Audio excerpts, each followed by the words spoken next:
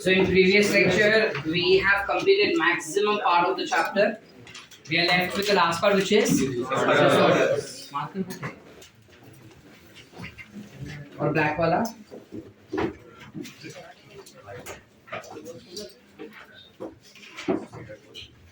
sure. So when we talk about disorders, सबसे पहला disorder जो अपने को दिखाई देता है किडनी के अंदर, that can be glomerulo nephritis. अब जरा अकल लगा के बताओ कि ये क्या होता है. इन्फ्लेमेशन किस चीज का? नेफ्रॉन्स का, ग्लोमेरुलस का. This is nothing but inflammation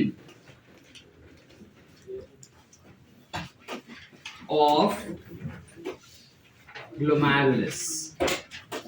ठीक है, ग्लोमेरुलाई या फिर ग्लोमेरुलस का जो इन्फ्लेमेशन होगा उसे हम कहेंगे ग्लोमेरुलोनेफ्राइटिस. इस इन्फ्लेमेशन के वजह से हमें काफी सारे सिम्टम्स दिखाई दे सकते हैं. Now what are the symptoms that we tend to see? Because it has inflamed. ठीक है, इस वजह से इसके जो पोर साइज होते हैं वो ढंग से नहीं दिखाई देंगे, मतलब पोर साइज चेंज हो जाता है. और पोर साइज चेंज होने की वजह से there can be haematuria. What is haematuria? Increase in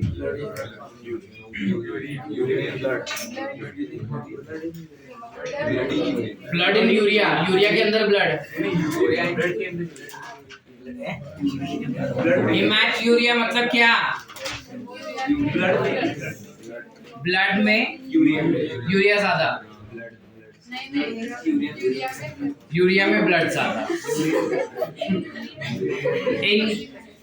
When you have blood that you find in urine, you call it as hematuria.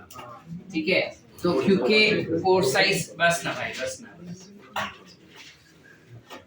जब हमको यूरिन में, किसी के यूरिन में ब्लड दिखाई देगा तो then you can consider that the person is suffering from hematuria. Now question is that glomerular nephritis. Question is that what are the causes of hematuria? Causes of glomerulonephritis.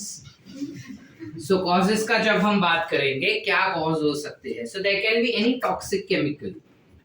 कोई भी toxic chemical गया रहेगा या drugs गए हो सकते हैं. ठीक है, कोई टॉक्सिक केमिकल या ड्रग्स इन्फ्लेमेशन क्रिएट कर सकता है. या फिर देयर कैन बी सिनेरियो की जो किडनी स्टोन्स होते हैं, they might also cause you something called as glomerulonephritis. ठीक है, the another disorder that you can find is basically renal caliculi. What is renal caliculi? काफी कॉमनली हम देखते हैं. Correct, it is nothing but kidney stones. जब किसी भी इंसान को किडनी स्टोन्स हो जाते हैं तो उसे हम कहेंगे रीनल कैलिकुला. ठीक है, क्वेश्चन इज कि किडनी स्टोन्स एग्जैक्टली कहां पर होते हैं अपने को. तो किडनी स्टोन्स किडनी के या एक्सक्रीटरी ऑर्गन के कोई से भी पार्ट में हो सकते हैं बेटा. It can occur in kidneys, it can occur in urinary bladder, it can occur in ureters. ठीक है, यूरेथ्रा, कहीं पे भी हो सकता है. जनरली जिस किसी को भी किडनी स्टोन्स हुआ रहेगा उसको ज्यादा से ज्यादा पानी पिलाया जाता है ताकि वो स्टोन फ्लो के बाहर निकल सके. लेकिन अगर स्टोन का साइज बहुत बड़ा है तो ये पानी से काम नहीं चलता, उसको ऑपरेट करके निकालना पड़ता है. कैसे ऑपरेट करेंगे सर? It depends. कुछ अगर स्मार्ट डॉक्टर्स रहेंगे और अच्छे हॉस्पिटल में जा रहे हैं तो लेजर ट्रीटमेंट से हो सकता है. लेकिन अगर उस हॉस्पिटल में वो सारी फैसिलिटीज नहीं है तो उसको मैन्युअली ऑपरेट करके निकालना पड़ता है. सिर्फ लेजर थेरेपी से नहीं चलता. ठीक है, ठीक है. चले आगे. किडनी स्टोन्स अलग अलग प्रकार के हो सकते हैं. There are different types of kidney stones. You might have kidney stones which are of calcium. हम बताएं, गाल ब्लैडर स्टोन्स पड़े थे. गाल ब्लैडर में स्टोन्स हो जाते हैं. क्यों हो जाते थे वो स्टोन्स किसके थे?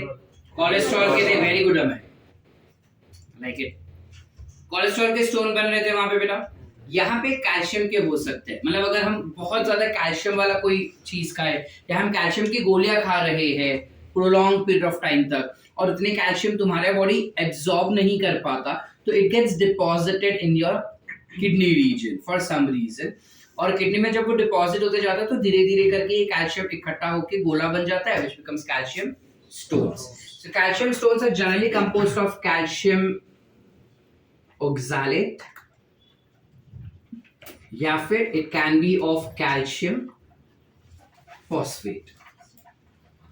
ठीक है, कैल्शियम के जो स्टोन्स रहेंगे या तो वो कैल्शियम ऑक्सालेट के होते हैं या फिर वो कैल्शियम फॉस्फेट के होते हैं. कोई डेंजर नहीं है इसके अंदर, ऑपरेशन करके इसको निकाल सकते हैं, नॉट एन इशू. अगर स्टोन बहुत ही छोटा होगा तो दवाई देके उसको तोड़ सकते हैं और उसको निकाल सकते हैं, लेकिन स्टोन थोड़ा बड़ा रहेगा तो ऑपरेट करके निकालना होगा उसे. ठीक है, इसके अलावा यू कैन हैव स्ट्रूवाइट के स्टोन्स. अब स्ट्रूवाइट क्या होता है सर? ये केमिकल तो कभी हमने सुना ही नहीं. क्या होता है बेटा, बॉडी के अंदर अगर तुम बहुत लंबे समय तक यूरिन नहीं जा पा रहे हैं या पानी का कमी रहा होगा तो जो बैक्टीरिया होता है it will break urea into struvite, and this struvite, since you are not excreting it from the body, it will get deposited in the excretory tract, and when it gets trapped in the excretory tract, it will ultimately form stones which are nothing but struvite stones. English बोला.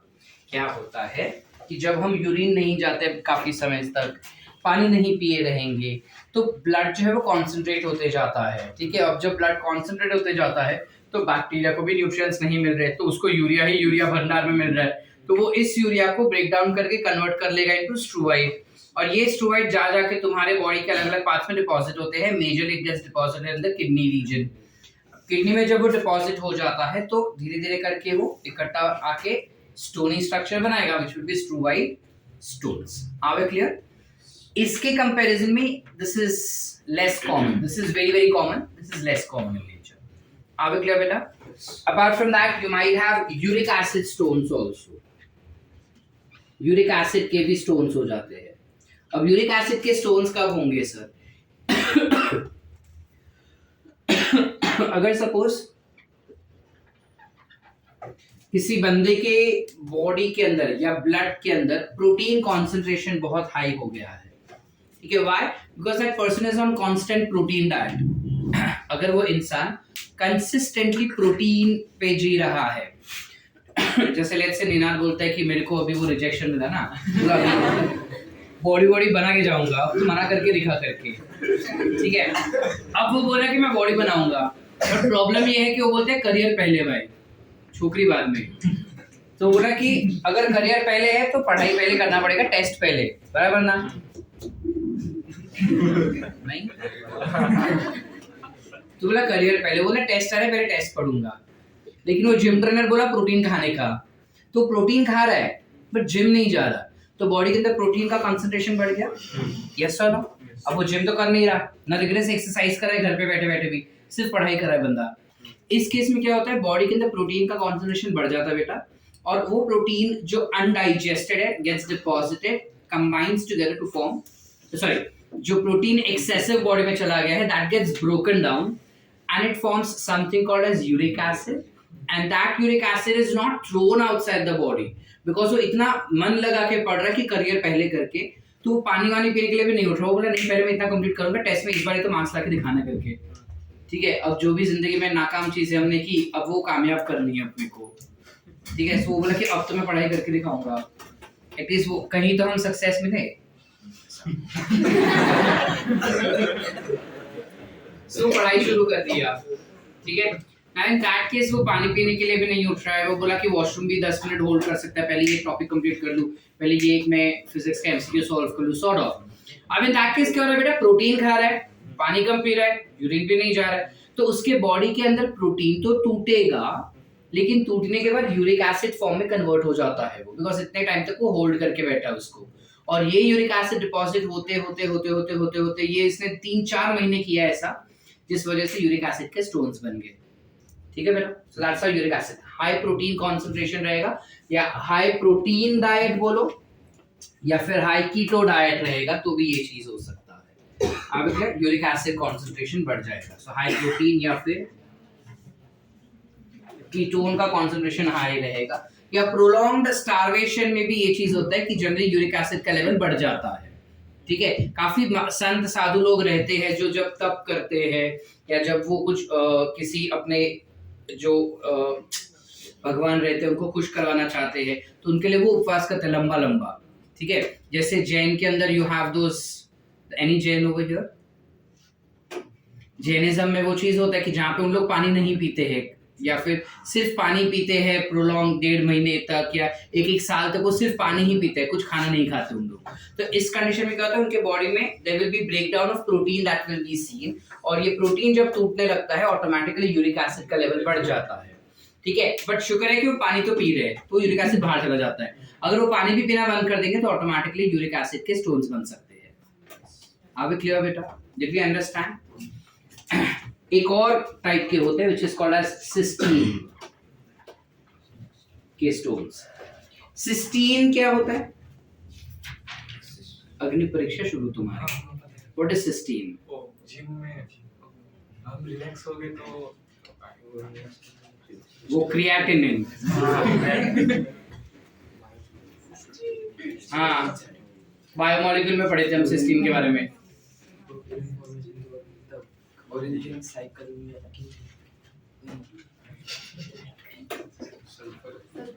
Sulfur containing amino acid. Cysteine is nothing but sulfur containing amino acid. अब ये ना genetic defect की वजह से होता है। जब किसी इंसान के बॉडी में जेनेटिक डिफेक्ट की वजह से कोई स्पेसिफिक अमीनो एसिड भारी मात्रा में बनाया जा रहा है यानी ज्यादा कॉन्सेंट्रेशन में, like for example you have cysteine which is produced in higher concentration. That cysteine is not reabsorbed by the nephrons, and also that cysteine is getting stored in the body. It has not even been filtered. Cysteine जो वो filter भी नहीं हो रहा है और reabsorption भी नहीं हो रहा है, तो क्या होता है, धीरे धीरे करके डिपॉजिट हो जाता है and ultimately leads to kidney stones of cysteine. ये दोनों काफी रेयर है, ये दोनों ज्यादा कॉमन है। ठीक है बेटा, सबसे कॉमन तो यही है। I hope kidney stones clear. Yes. Any doubts? No. What are the symptoms of kidney stone? Immense pain. Which region? Back pain. Back pain होता है और साइड में पेन होता है। ठीक है, abdominal रीजन में ही होगा but towards the back side because kidney is present over here. ठीक है, अगर किडनी पास हो गया है यूरेटर के पास तो लोअर पेल्विक रीजन में अपने को बहुत इमेंस पेन फील होता है। ठीक है, so that's basically symptom of this particular thing. काफी बारी haematuria is also one of the symptoms that we see, और haemoglobinuria is also one of the symptoms that we see. Are we clear बेटा? Any doubts? How many stones can form?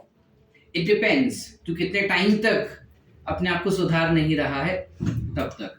काफी बारी कैसा होता है कि अगर हम ज्यादा कोई सीड्स भी खाते हैं ना, स्पेसिफिक सीड्स अगर ज्यादा खा ले, let's say for example pomegranate ज्यादा खाया मैंने या फिर मैं टमाटर ज्यादा खा रहा हूँ, तो उनमें सीड्स बाय डिफॉल्ट तुम्हारे बॉडी में जाते ही है। ऐसा तो है नहीं कि मैंने पोमोग्रेनेट समझता है दाड़म, तुम क्या सेम गुजराती में दाड़म बोलते हैं, हंसते क्या है? उनको लगा मराठी में गलत प्रोनाउंस किए। सो हाँ, ओके टेक्स।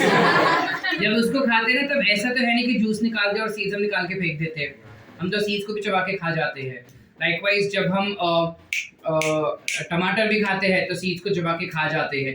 तो काफी बार क्या होता है कि when you excessively eat that it leads to retention of the seed particles inside your body because वो एक्सेसिव कंटेंट में गया है तुम्हारे बॉडी में, इस वजह से that will also lead to seed formation.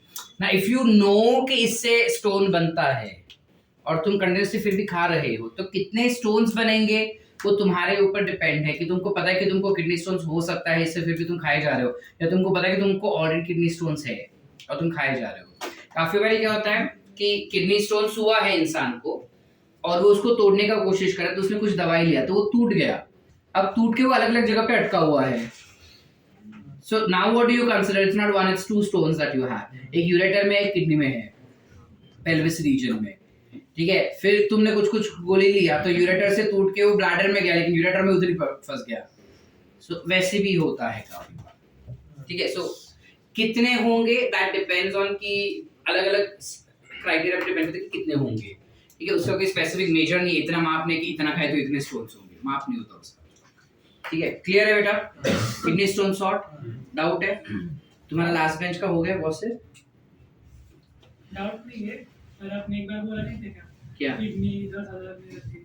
हाँ तो 10 गूगल के 5 लाख में आने बोला। Oh shit. Is it? Mustafa sir Mustafa चिढ़ गए। उतने का ही आता है। चलो, जब तू खरीदेगा ना हाँ बोल तो महंगे में खरीदेगा। जब खरीदता है तब महंगे में खरीदते हैं, हम बेचते वक्त ज्यादा पैसा नहीं मिलता। We will discuss that later. चलो, going ahead. That is not a topic of discussion right now. चलो, coming here. जब हम बात करते हैं disorders का यहाँ पे, तो disorders क्या हो जाएंगे? इसके दूसरे disorders क्या होंगे? You have something called as acute renal failure. You have something called as acute renal failure. Acute renal failure. Acute का क्या मतलब? देखो, renal failure समझा, किडनी फेल होना, ठीक है? Acute मतलब क्या? Suddenly होना या quickly हो जाना is called as acute. So acute is nothing but sudden failure of kidney function. Kidney fail नहीं होता, उसका फंक्शंस बंद हो जाते हैं, ठीक है? Sudden failure of kidney functioning, ठीक है? अब सडनली किडनी का फंक्शनिंग कैसे बंद हो सकता है? अब ऐसे तो नहीं है कि हम यहाँ पे बैठे और अचानक से किडनी फेल हो गया, वो मेरे को दुखने लगा, है ना? वो चीज तो होता नहीं है बेटा। तो there has to be some process जिस वजह से सडनली किडनी फेल होता है। Now what are those process? What are those reasons why kidney failure happens? For example, अगर सपोज हम ऑपरेशन कर रहे हैं किसी पेशेंट का और उस पेशेंट के बॉडी में से बहुत सारा खून बह चुका है ऑलरेडी, ठीक है? और लेट्स से उसको लिवर में कुछ इश्यूज हो गया है, तो हम लिवर ऑपरेट कर रहे हैं, ठीक है? या फिर उसको हार्ट में कुछ इश्यूज हुआ है, या पैनक्रिया में इश्यूज हुआ रहेगा, या स्प्लीन में इश्यूज हुआ रहेगा, या गले में हुआ, कहीं पे भी बॉडी में होगा किडनी को छोड़ के। जब ब्लड लॉस बहुत ज्यादा हो जाता है तब किडनी के फंक्शनिंग खराब हो जाता है और वो बंद हो जाता है। दैट इज वन चीज। मीनिंग जब कभी भी किसी का एक्सीडेंट हो जाता है और बहुत ज्यादा खून बह चुका है उसका, तो उसका ब्रेन एंड किडनी फंक्शनिंग जो है वो काफी जल्दी से बंद हो सकता है, ठीक है? लेकिन ब्रेन फंक्शनिंग बंद होने की वजह से इंसान कोमा में जाने के चांसेस थोड़े बढ़ जाते हैं रादर देन मरने के। पहले वो कोमा में जाएगा फिर मरता है, फट से नहीं मर जाता। किडनी फटाक से उसका फेल हो सकता है, ठीक है? लेकिन हमने कभी सुना तो नहीं, क्योंकि हम उतना देर तक रखते नहीं उसको, ठीक है? अब सिनेरियो का, so when we talk about this, the causes, first is what? Massive blood loss. जब ब्लड काफी ज्यादा भारी मात्रा में लॉस हो चुका रहेगा तब इंसान को अक्यूट रीनल फेलियर हो सकता है, ठीक है? कि उसका किडनी जो काम करना बंद कर देगा। अब क्वेश्चन इज कि अगर मुझे पता है, मैं ऑपरेट कर रहा हूँ, ठीक है? बंदे को लेट्स मैंने ऑपरेट किया, स्टमक में अल्सर्स हो गया था, तो I was treating that stomach ulcers. Suddenly internal bleeding उसका उतना ज्यादा हो गया कि किडनी जो है फंक्शन करना बंद कर रहा है। अब किडनी अगर फंक्शन करना बंद कर रहा है, ठीक है, तो obviously there might be certain symptoms that will be shown. Now it is functioning less, why? Because blood loss ज्यादा बढ़ गया बेटा। इस लॉस ऑफ ब्लड को मैं रिकवर कर सकता हूँ उसको फटाफट एक्सेसिव ब्लड देके। अगर मैं फटाफट एक्सेसिव ब्लड दिया तो उसको फेल होने से मैं एक बार ही बचा सकता हूँ, लेकिन फेल हो ही गया फिर मैं उसको ब्लड देके नहीं बचा सकता। समझे कि नहीं समझे? Are we clear up till here? So that's how it goes about over here.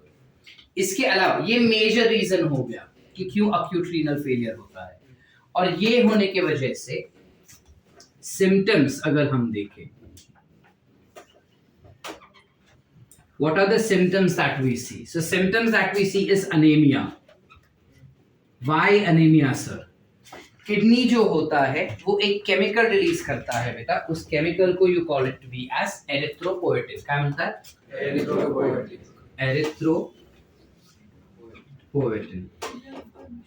You call it as erythropoietin. ये एरिथ्रोपोएटिन किडनी से रिलीज होता है, तो erythropoietin will obviously promote erythropoiesis, which is what? RBC production, blood formation नहीं बेटा, RBC formation या RBC production। अगर erythropoietin ही नहीं रिलीज हुआ, किडनी ही नहीं है तो erythropoietin नहीं होगा, तो RBC का प्रोडक्शन नहीं होगा, ऑब्वियसली इंसान को क्या हो जाएगा? एनीमिया, ठीक है? तो anemia is one of the reason that is seen, one of the symptom that is seen। इसके अलावा you may have oliguria।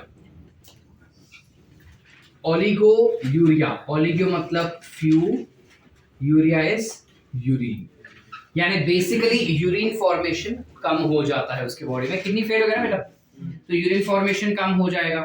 ठीक है, कम मतलब कितना कम सर? देखो एक दिन में हमारे पास कितना यूरिन बनना चाहिए? 1 से 1.5 litre.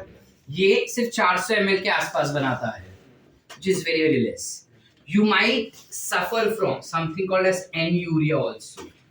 Anuria means very less, या फिर no urine, काफी कम यूरिन बनना या फिर यूरिन ही नहीं बनना, उससे हम कहेंगे क्या? एनुरिया। Are we clear? Are we clear? Yes. Any doubts so far, beta? These are certain symptoms that we see when a person is suffering from acute renal failure. ठीक है? Next that we tend to observe, इसके अलावा कुछ इसी concept के basis पे you have chronic renal failure. What is chronic renal failure? Chronic renal failure क्या होता है बेटा? स्लोली, यानी समय लेके किडनी जो है वो फेल हो रहा है, या समय लेके चीजें जो है वो हो रही है, उसे हम कहते हैं क्रॉनिक, लंबे समय तक होना इस क्रॉनिक।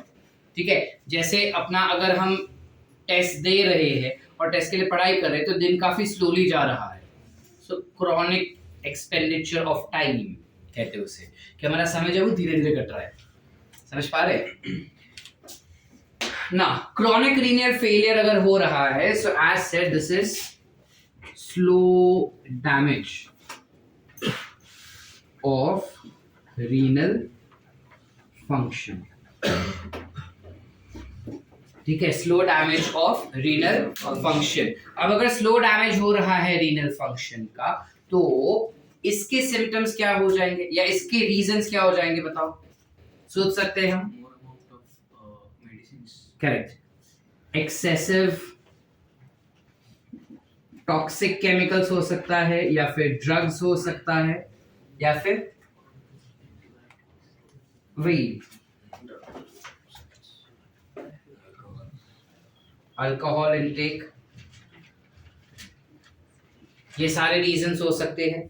ये सारे के सारे चीज ultimately causes something called as nephritis, nephron का इन्फ्लेमेशन, या फिर it might cause something called as glomerulonephritis. Correct, तो प्रीटी ऑब्वियस इसके सिम्टम्स में और क्या अपने को दिखाई दे? सिम्टम्स में क्या दिखाई देगा हमको अभी? रिजल्ट क्या हो सकता है? हेमाटूरिया एक्सेट्रा, बट देन वो थोड़ा एक्सेसिव कंडीशन में होगा, एकदम से नहीं।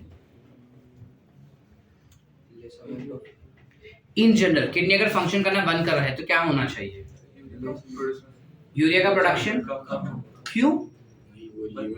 यूरिया थोड़ी किडनी में प्रोड्यूस हो रहा था, ब्लड में यूरिया का कॉन्सेंट्रेशन बढ़ जाएगा। ब्लड कॉन्सेंट्रेशन ऑफ यूरिया या फिर क्रिएटिनिन विल इंक्रीज।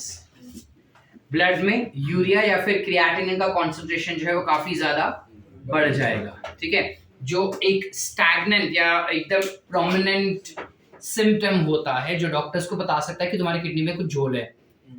ठीक है, फिर उसके बाद सोनोग्राफी वगैरह चेक करके तुम देख सकते हो कि क्या प्रॉब्लम है exactly. Are we clear up till here? इसके अलावा क्या सोच सकते हैं हम? वही सेम चीज जो भी बोले, हेमाटूरिया या फिर प्रोटीन यूरिया। प्रोटीन यूरिया क्या होगा? यूरिन में प्रोटीन का कॉन्सेंट्रेशन ज्यादा होना, या फिर अल्ब्यूमिन यूरिया, यूरिन में अल्ब्यूमिन पाना जो जनरली नहीं देख सकते हम। That is all because of glomerulonephritis या फिर नेफ्राइटिस की एब्नॉर्मलिटी की वजह से ये सारे सिम्टम्स हो सकते हैं। But generally these are the symptoms that define that kidney is not functioning correctly. Are we clear बेटा? Yes, did we understand? अब ये सारी चीजों को अगर हमें ट्रीट करना होगा, ये सारे अलग अलग हमारे डिजीजेस हो गए डिसऑर्डर्स हो गए एक्सक्रीटरी सिस्टम को लेके। अगर हमें इसे ट्रीट करना है तो हम किस तरह से इसे ट्रीट कर सकते हैं? What is the permanent solution for this? Kidney change कर दो। हम थोड़ा बेटर साइंटिफिक आंसर भी दे सकते थे इसका, which is kidney transplant. We can opt for something called as kidney transplantation, which is also termed as organ grafting। ठीक है, पहले तो ट्रांसप्लांटेशन का क्या मतलब हुआ यहाँ पे? So when you replace faulty kidney with functional foreign kidney, then I classify that process to be as kidney transplantation। ठीक है, अब फॉरेन मतलब क्या? मतलब मैं यूके यूएस से उसको इंपोर्ट करूं और फिर बॉडी में डालूं? नहीं, फॉरेन किडनी यानी क्या कि अगर मेरा किडनी फेल हो गया तो I am taking kidney of let's say Aditya, या I am taking kidney of Sai, then I classify to be as foreign kidney, because मेरे बॉडी को बिलोंग वो नहीं करता, तो मेरे बॉडी के लिए वो फॉरेन हो गया। समझे? अब किडनी ट्रांसप्लांट जब हम कर रहे हैं तो रैंडमली नहीं कर सकते ना, क्या अभी चलो मेरा किडनी फेल हो गया, ला मेरे को दूसरा तेरा किडनी दे, मैं अपने बॉडी में डाल देता हूँ। दैट डजंट हैपन ना। Why doesn't that happen? I have to see the blood grouping, right? तो सबसे पहला क्राइटेरिया जो मेरे पास होना चाहिए यहाँ पे चेक करने के लिए, that is ब्लड ग्रुप हमारे मैच करने चाहिए। Second criteria,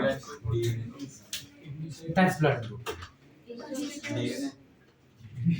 correct, who said? Very good. You need to check DNA, that is gene of an individual. Randomly नहीं कर सकते हम, we have to check their DNA also. Like for example, यहाँ पे हम imagine कर सकते हैं कि let's say मेरा किडनी फेल हो गया, ठीक है। अब जब मेरा किडनी फेल हो गया तो मैं रैंडमली शाहरुख खान को जाके नहीं बोल सकता ना कि भाई तू भला दानवीर है, चल मेरे को तेरा किडनी दे दे, ठीक है। या रैंडमली आई कैन नॉट से कि नीना तेरा किडनी दे दे, नहीं देगा वो, ठीक है। और अगर वो दे भी दिया ना कि चल मेरे सर है, मेरे को बायो सिखाया, जैसा होगा नहीं, अगर वो दिया भी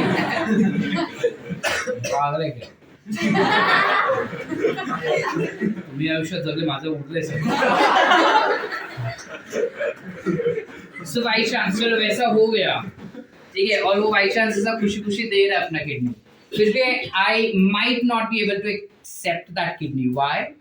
देखो हम सब के अंदर 99.9% हमारा डीएनए आइडेंटिकल होता है। आइडेंटिकल समझता है? जेरोक्स कॉपी है हमारी। 0.1% अलग होते हैं। अब ये 0.1% इतने अलग होते हैं जो तुम देख सकते हो कि हम सब एक दूसरे से अलग हैं।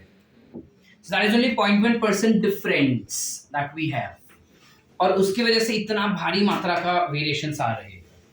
अब वो 0.1% का वेरिएशंस क्या करता है? मेरे बॉडी के अंदर सेल्स है, इन सेल्स के ऊपर कुछ प्रोटीन्स और कुछ शुगर्स होते हैं।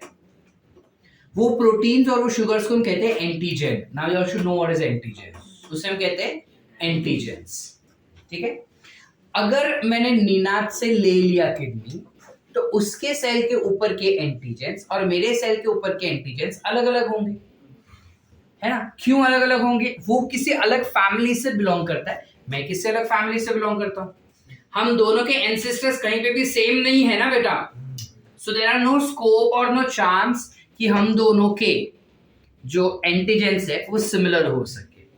Now for that specific reason I can not accept this kidney. क्यों? इससे क्या फर्क पड़ेगा सर? अगर मैं ये ले लूं किडनी, मेरे बॉडी में डाल दूं, मेरा बॉडी तो बोलेगा ना कि भाई ये सारे एंटीजेंस तो तेरे बॉडी को बिलोंग नहीं करता, मार इसको और बाहर भेज, इन्फेक्शन कॉज कर सकता है। यस और नो? उसे थोड़ी पता कि किडनी ही है और इंसान का ही है, तो रहने दे उसको। मेरा बॉडी तो बोलेगा कि ये फॉरेन है, तेरे बॉडी से बिलोंग नहीं करता, इसको बाहर भेजो। अब एक तो मुश्किल से डोनर मिला, वो डोनर को मैंने पैसे भी दिए, है ना। वो पैसे देने के बाद मैंने अपने बॉडी से इतना झोल झपाट करके निकाला, डाला, अंदर ऑपरेट किया। सब पैसे देने के बाद मेरा बॉडी अगर रिएक्शन दिखा के उस पर्टिकुलर किडनी को रहने नहीं देता बॉडी में, तो क्या फायदा? यस और no? This process is called as graft rejection. काय म्हणतात? Graft rejection. इसे हम कहते हैं ग्राफ्ट रिजेक्शन. ग्राफ्ट रिजेक्शन के चांसेस बहुत हाई हो जाएंगे if they are not genetically related. ठीक है, तो किडनी लेने का नहीं, क्या लेने का, लेकिन ऐसे लोगों के पास से जो तुम्हारे काफी करीब है या तुम्हारे से जुड़े हुए हैं. तो जुड़े हुए हैं मतलब क्या सर, मैं मामा मासी ताया ताई से ले सकता हूँ? नहीं, वो तुम्हारे से डायरेक्टली जुड़े हुए नहीं है ना बेटा. डायरेक्टली जुड़े हुए मीनिंग तुम्हारे पेरेंट्स के पास से तुम ले सकते हो या तुम्हारे सगे भाई बहन के पास से ले सकते हो. तो अगर मैं मेरे सगे भाई या सगे बहन के पास से किडनी लेता हूँ या मेरे मम्मी या पापा के पास से किडनी लेता हूँ, क्योंकि हम एक ही फैमिली से बिलोंग करते हैं, तो हमारे जीन्स मैच होने के चांसेस बढ़ जाएंगे.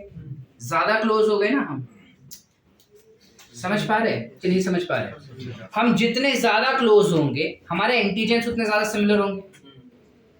Can I have 100% antigenic match? Yes, I can have 100% antigenic match if I am having a twin brother और अ ट्विन सिस्टर. है ना? अगर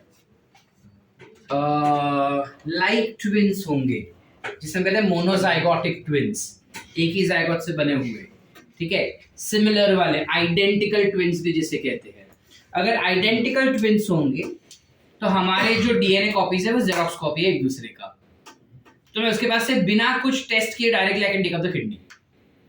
अगर नहीं हुए, जो मोस्ट ऑफ द टाइम नहीं होता है, तो हम कैसे लेंगे? तो हम ऐसे लेते हैं, तो हम डीएनए का टेस्ट वैसा करते हैं एंड उन डीएनए में सबसे ज्यादा क्लोज जिसका रहेगा ना, उसका किडनी हम एक्सेप्ट करते हैं. समझे कि नहीं समझे? अब अगर सबसे ज्यादा क्लोज वाले का किडनी मैंने एक्सेप्ट कर लिया, मेरे बॉडी में चला गया, पर चुत्ती वो 100% आइडेंटिकल तो है नहीं. 100% आइडेंटिकल हुआ क्या? नहीं. तो कुछ तो ऐसे एंटीजेंस होंगे ना जो अलग है. यस और नो? जो एंटीजेंस अलग होते हैं मेरा बॉडी उसको रिकॉग्नाइज कर लेगा, और जैसे ही रिकॉग्नाइज करेगा वो उन सेल्स को मारना शुरू कर देगा, तो वापस वो मारेगा. Again there will be graft rejection. क्या फायदा? फिर इस तरीके से तो हम कभी भी किडनी नहीं ले पाएंगे ना सर. यस और नो? ऐसा ना हो इसलिए डॉक्टर्स क्या करते हैं बेटा, कि जब कभी भी तुम्हारे बॉडी में किडनी ट्रांसप्लांटेशन किया जाएगा या कोई भी ऑर्गन ट्रांसप्लांटेशन किया जाता है, तब तुम्हारे इम्यून सिस्टम को सप्रेस कर दिया जाता है.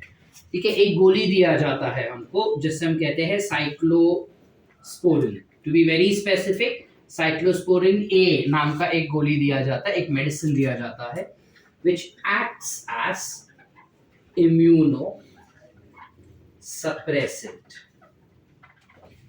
स्पेलिंग को स्प्लिट करो. इम्यूनो, इम्यूनिटी, सप्रेसेंट, सप्रेस करना, दबाना. ये गोली क्या करेगा? हमारे इम्यून सिस्टम को जो है वो दबा देगा. बंद नहीं करता, वीक कर देता है.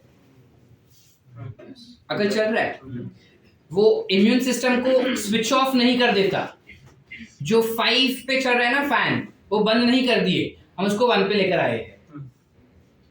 हवा तो 1 पे भी देगा ही, वो 5 जितना लेके 1 पे तो देगा ना. बस कुछ वैसा ही कि हम इम्यून सिस्टम को पूरा सप्रेस कर रहे हैं. इससे क्या फायदा होगा कि जब मैं इम्यून सिस्टम को सप्रेस कर रहा हूं तो वो उतना हाइपर रिएक्शन बॉडी में दिखाएगा नहीं. और जब तक वो हाइपर रिएक्शन नहीं दिखा रहा है, मेरा बॉडी धीरे धीरे धीरे धीरे धीरे धीरे धीरे धीरे करके ये जो पर्टिकुलर नया किडनी आया है उसको एडजस्ट करना शुरू करेगा और बोले कि हाँ ठीक है चलिए अपना ही आदमी हो सकता है करके, ठीक है जाने देते हैं इसको. थोड़ा रिएक्शन दिखाएगा बट ज्यादा नहीं दिखा पाएगा. आगे क्लियर? यानी कि सर अगर किसी बंदे ने किडनी ट्रांसप्लांट किया तो उसको तो ये जिंदगी भर लेना पड़ेगा ना, बिकॉज जैसे ही मैं इसको निकालूं immune system activated, immune system activate हो गया तो जैसे एक्टिवेट होगा वो तो मार के निकल जाएगा. अब नहीं मारेगा, तब तक एडजस्ट हो गया. तो प्रोलॉन्ग्ड हम इसको ले भी नहीं सकते बेटा, बिकॉज अगर हम प्रोलॉन्ग ले लिए उसको तो that toxin will kill my liver. तो बात तो वही हो गई है ना. तो वो चीज नहीं कर सकते हम, कुछ समय तक दिया जाता है. कोई डाउट्स है? नहीं मेरे को है. जब तक मैं, हाँ है डाउट्स? सर अगर वो इम्यून सिस्टम कर रहा है तो बाकी की भी तो डिसीज हो सकता है। वही मेरे को भी डाउट था कि अगर मैं इम्यूनो सप्रेशन ले रहा हूं तो मेरे को कोविड हो गया तो one of the reason to be precautious, yes, but then that is not the way. Mask पहन के भी तो कोविड हो ही जाता है अपने को। प्रिकॉशंस हम सारे लेते हैं। उस पेशेंट को महीने 1.5-2 महीने तक हम उसको अंडर सुपरविजन रखते हैं और उसके बाद भी उसको रेगुलरली टेस्ट करवाना पड़ता है कि वो बॉडी फिट है या नहीं। ऐसा नहीं कि भाई किडनी ट्रांसप्लांट हो गया 2 महीने तक तुमको पेन हुआ, अब तुम ठीक हो गए, इम्यूनोसप्रेसर निकाल दिया, अब तुम घूम फिर नाचो गाओ, ऐसा नहीं होता बेटा। ठीक है, you still suffer some abnormality, there are chances कि तुमको कोई सेकेंडरी इन्फेक्शन हो सकता है। इस वजह से इम्यूनोसप्रेशन के साथ साथ कुछ एंटीबायोटिक्स भी दिया जाता है ताकि कोई बैक्टीरियल या फंगल इन्फेक्शन तुमको ना हो। समझ पा रहे? Are we clear up till here? ठीक है, तो सेकेंडरी इन्फेक्शन का चांस है ना sir? Yes, there are 100% chances कि क्योंकि हमारा इम्यून सिस्टम वीक है तो दूसरे इन्फेक्शंस भी बॉडी में हो सकते हैं, लेकिन वो बॉडी के इन्फेक्शंस ना हो इसीलिए डॉक्टर्स उसको ऑब्जर्वेशन के लिए रखते हैं थोड़े समय के लिए। ठीक है बेटा, एनी डाउट्स? सॉर्ट यहाँ तक क्लियर है? So that's how you have your kidney transplantation that goes about, and these are the different criteria that we have to look out for. लेकिन इतना आसान है क्या किडनी डोनर मिलना? आज तक कभी हम ऐसा सुने हैं कि मरने के बाद मेरे आंख, मेरे नाक, मेरे कान, मेरा स्किन, मेरा लंग्स, मेरा लिवर, मेरा किडनी, मेरा इंटेस्टाइन, मेरा पैंक्रियास, मैं सब डोनेट करके जाऊंगा? कभी नहीं सुनते ना, बिकॉज हमारा या तो अगर हमें दफनाया भी गया या जलाया भी गया हम वही ज्यादा प्रेफर करते हैं, है ना? We whatever ritual is after our death we never prefer कि हम हमारे ऑर्गन्स डोनेट करके जाते हैं, बिकॉज हमारा जो धर्म होता है वो हमको उस चीज से it doesn't allow us to do that in certain terms. तो कभी होता नहीं, तो डोनर्स तो मिलेंगे नहीं अपने को बेटा। अगर डोनर्स नहीं मिल रहे हैं और मेरा किडनी फेल हो चुका है, can I wait for that long? कुछ ना कुछ तो करना पड़ेगा। क्या करते हैं? Machine, which is nothing but dialysis. So let's check out what we do in dialysis. लेकिन पहले इतना लिख ले, जगह चाहिए मेरे को। कोई डाउट्स है यहाँ तक? अंडरस्टूड या वंस मोर? पक्का? चलो लिखो फटाफट।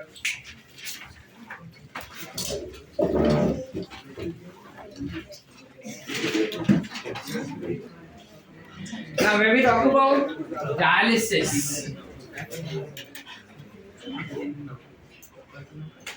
Dialysis is basically a process जहाँ पे हम किसी भी चीज़ का प्योरिफिकेशन करते हैं। ठीक है, किसी भी सॉल्यूशन का अगर हम प्योरिफिकेशन करते हैं या किसी भी कंपाउंड का प्योरिफिकेशन करेंगे तो उसमें एक टेक्निक होता है जिसे हम कहते हैं डायलिसिस। ठीक है, ना how does this happen? So there are 2 methods of dialysis. ठीक है, हमारे ब्लड को डायलाइज करना यानी ब्लड को प्योरीफाई करने के लिए 2 तरीके हो सकते हैं। इधर यू हैव हीमोडायलिसिस जिसमें ब्लड प्योरीफाई किया जाता है, या फिर you can have peritoneal dialysis. Peritoneal dialysis जो होता है वो हमारे पेरिटोनियल फ्लूइड का होता है जिसे हम कहते हैं बॉडी फ्लूइड्स। ठीक है, which is basically lymph that we are talking about. But उसके बारे में हमारे एनसीईआरटी में कुछ नहीं है, तो तुम्हारे नीट में भी इसके बारे में कुछ आने वाला नहीं है। हमें क्या पढ़ना है? सिर्फ हीमोडायलिसिस। हीमोलिसिस लिख लिया हमने। हीमोडायलिसिस में एग्जैक्टली क्या होता है? तो इमेजिन कि ये किसी बंदे का हाथ है, ठीक है? अब इस बंदे के हाथ में से कोई भी एक वेन रहे, कोई भी एक आर्टरी रहे। आर्टरी जनरली ब्लड के अंदर, बॉडी के अंदर की तरफ होता है, वेन्स बाहर की तरफ होता है। तो अंदर की तरफ जो भी कन्वीनियंट आर्टरी, मतलब जो भी आर्टरी अपने को मिलता है ना पहले, उस आर्टरी के अंदर हम सिरिंज घुसा देते हैं और सिरिंज घुसा के उसमें से ब्लड हम ले लेंगे। ठीक है, उस ब्लड को हम हेपारिन प्रोवाइड करेंगे। We will provide that blood with something called as heparin। ठीक है, हम उसमें डाल देंगे बेटा हेपारिन। क्यों हेपारिन डालेंगे? बिकॉज ब्लड जैसे ही बाहर आएगा वो क्लॉट होना शुरू हो जाएगा। सो टू अवॉइड दैट हम हेपारिन डालते हैं, plus we make it at 0 degree Celsius। Why do we keep it at 0 degree Celsius? काफी सारे अलग अलग रीजंस है। That could be so that inflammation ना हो, that could be so that कोई सेल्स मरे नहीं, that could be so that you do not have any bacterias और fungal spores multiplying in that area. ठीक है, अलग अलग रीजंस की वजह से हम ब्लड को जनरली 0 डिग्री सेल्सियस पे रखते हैं। और उसके बाद जो ब्लड इसमें आया बेटा, this is an impure blood that we have, लेकिन आर्टरी से आ रहा है तो ऑक्सीजनेटेड ब्लड ऐसा हम ट्रीट कर रहे हैं, इससे लाल दिखा रहा हूं। ठीक है, अब यही वाला ब्लड जो है वो इस पर्टिकुलर ट्यूब से आगे बढ़ेगा and it will enter in some machine. वो एक मशीन के अंदर जाके एंटर कर देता है। ठीक है, इस मशीन का नाम क्या है? Correct, dialysis machine. ठीक है, इस डायलिसिस मशीन, इस मशीन के अंदर ये वाला ट्यूब एंटर करता है और ये जो ट्यूब है वो कुछ ऐसे ऐसे ऐसे ऐसे कॉइल्ड रहता है, फोल्डेड रहता है, कुछ ऐसा। और ब्लड जो है वो इसके अंदर इसी पैटर्न में फ्लो होता है। और फ्लो होने के बाद that blood is brought back again, और वापस आके अगेन सिरिंज के द्वारा उसको ब्लड को अंदर इंटर करवा दिया जाएगा। ठीक है, अब जब ब्लड बाहर आ रहा है उसमें हिपैरिन तो होगा ही, सो वो हिपैरिन के साथ अंदर नहीं जा सकता, इसलिए यहाँ पे हम डालेंगे anti heparin. And also we do not keep it at 0 degree Celsius, हम उसे 0 डिग्री सेल्सियस पे नहीं रख सकते बिकॉज वो बंदा फ्रीज हो जाएगा, इससे उसको 37 डिग्रीज पे वापस लाएंगे हम और फिर बॉडी के अंदर वापस डाल देंगे। अब ये जो ब्लड आएगा that will be a purified blood, it will not be deoxygenated blood, it will be oxygenated only. यहाँ पे ऑक्सीजन का ट्रांसप्लांट या ट्रांसपोर्ट नहीं होता, बट देन फिर भी हम उसको दूसरे कलर में दिखा रहे हैं ताकि पता चले कि ब्लड जो है वो वापस अंदर चला गया। समझ पा रहे कि नहीं समझे?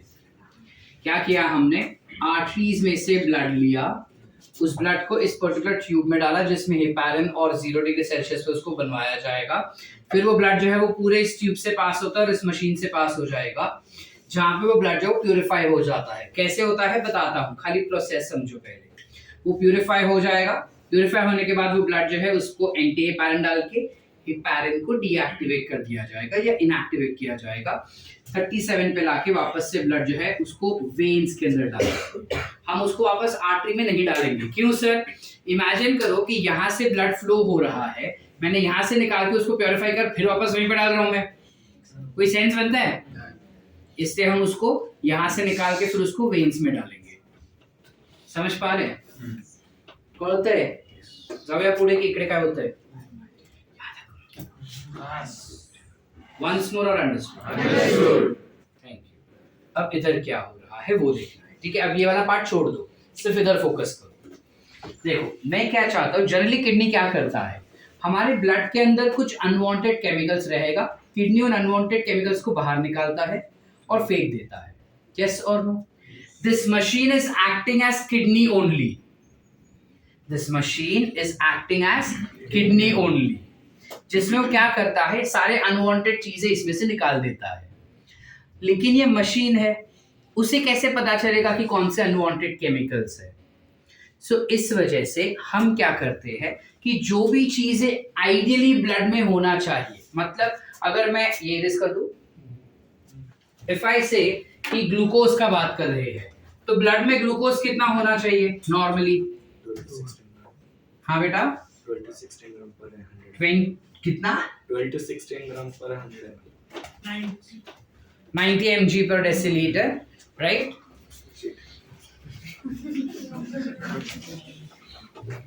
90 mg per deciliter होना चाहिए। ठीक है, डेसिलीटर को मारो गोली, फिलहाल हम बोलते हैं कि 90 mg होना चाहिए। लेट्स कंसीडर कि 90 से 120 mg होना चाहिए, है ना? मैं पकड़ के चलता कि 90 mg ही रखो, बेस्ट है।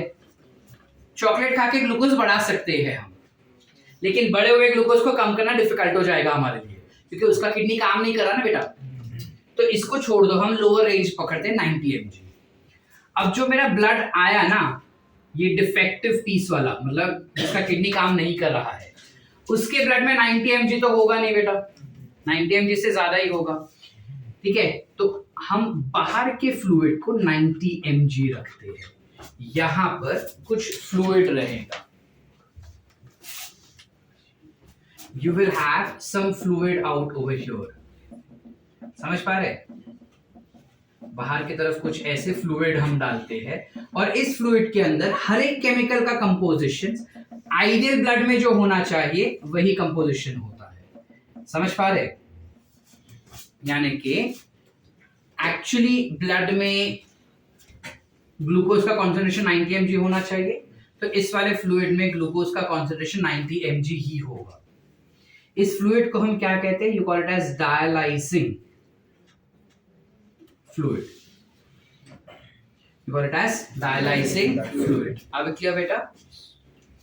तो ये डायलाइजिंग फ्लूइड जो है उसके अंदर सारे केमिकल्स का कंपोजिशंस वो होगा जो हमें ब्लड में चाहिए। इसके अंदर सोडियम अगर अपने को 10% चाहिए तो 10% सोडियम होगा, कैल्शियम अगर 20% चाहिए तो 20% होगा, ठीक है। अगर हमें यूरिया लेट्स से 50% चाहिए तो 50% ही होगा, समवॉट लाइक दैट। समझ पा रहे कि नहीं समझे? इसका क्या फायदा होगा सर? तो देखो, बाहर मैंने 90 mg रखा, अंदर की तरफ लेट्स से कि जो ग्लूकोज का कॉन्सेंट्रेशन है वो 180 है, डबल। तो 90 और 180 दोनों में कॉन्सेंट्रेशन डिफरेंस है बेटा। कॉन्सेंट्रेशन डिफरेंस की वजह से इस मेम्ब्रेन पे प्रेशर आता है। ये जो ट्यूब है ना, this tube is semi permeable tube and it is called as cellophane tube. क्या म्हणता है? Cellophane tube. Cellophane tube market में मिलता है, तो नॉर्मल भी जाओगे तो भी ये ट्यूब मिल जाता है अपने को। सेलोफेन, सेलो टेप वाला नहीं बेटा, ठीक है। सेलोफेन ट्यूब अपना नॉर्मल ट्रांसपेरेंट ट्यूब होता है, पाइप होता है, कुछ वैसा ही होता है, लेकिन वो प्लास्टिक का पाइप होता है। ये प्लास्टिक जैसे मटेरियल का होता है, जो पोरस होता है, सेमी परमिएबल होता है। तो इसमें से क्या हो जाएगा, जब दोनों का कॉन्सेंट्रेशन डिफरेंस है तो उस कॉन्सेंट्रेशन डिफरेंस की वजह से जो ग्लूकोज है वो धीरे धीरे करके बाहर आएगा। जब वो ग्लूकोज बाहर आया तो लेट्स से ये इधर हो गया 150, तो बाहर का बढ़ गया ना बेटा, बाहर उतना ज्यादा आया, तो 90 + 30 मेक्स इट 120। यस और नो? समझे कि नहीं समझे? फिर यहां से और ग्लूकोज बाहर गया, तो लेट्स से यहां से जो ग्लूकोज बाहर गया वो हो गया 140, 10 पॉइंट गया, तो यहाँ पे हो गया वो 130। फिर 5 पॉइंट गया तो ये हो गया 135, ये भी हो गया 135। अब जाएगा क्या बाहर? अब इधर अटक जाएगा, यहीं पे अटक जाएगा। डू आई वांट इट 135 और 90? अब तो बाहर जा नहीं रहा। अब हम क्या करें?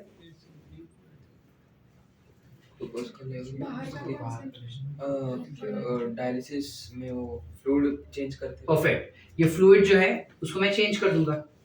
I will replace that with a new fluid. तो नया फ्लूइड वापस 90 वाला आया, तो वापस से यहाँ से फ्लूइड बाहर गया, तो ये 100 हो गया लेट्स से, और ये हो गया, ये भी 100 हो गया लेट्स से फॉर एग्जांपल। फिर से मैं उसको चेंज करूंगा, फिर से अंदर जो है वो 100 है, बाहर जो है वो 90 है, तो ये हो जाएगा 95, ये भी हो जाएगा 95। फिर से I will change it to 90, यहाँ पे 95, ये बाहर जाएगा तो ये हो गया 95, ये हो गया 90। समझ रहे कि नहीं समझ रहे? ऐसे बाहर का जो ये डायलाइजिंग फ्लूइड है वो बार बार रिप्लेस किया जाता है ताकि अंदर से चीजें जो है वो बाहर आ सके।